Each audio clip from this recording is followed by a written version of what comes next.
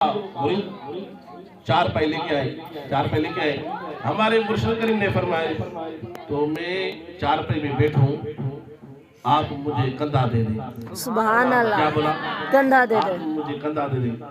उस गांव वाले मुरीद ने कहा, सारे मुरीद इकट्ठे हुए, उसने कहा साईं क्यों कंधा दे रहे हैं, क्यों आपको कंधा दे?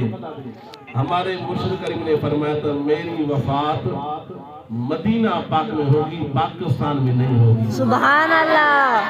हमारे मुर्शिद करीम ने फरमाया तो मेरी वफात पाकिस्तान में होगी, पाकिस्तान में नहीं होगी, मेरी वफात मदीना पाक में होगी। सुभान अल्लाह। जब मेरे मुर्शिद करीम को कंधा दिया गांव वालों, जब मेरे मुर्शिद करीम ने फरमाया ऐसे नहीं, जो मैयत से जिक्र करते हैं ऐसा जिक्र करें, ला इलाहा इल्लल्लाह। हमारे मुर्शिद करीम ने फरमाया हमको कंधा दे दे। मुर्शिद करीम को कंधा दिया। मुर्शिद करीम ने फरमाया तो मैं वापस नहीं आऊंगा, मेरी वफात होगी मदीना पाक में, रसूलुल्लाह के कदमों में होगी। आपको कंधा नसीब नहीं होगा, आप कंधा दे दें। मुर्शिद करीम ने गांव वालों को कंधा दिला।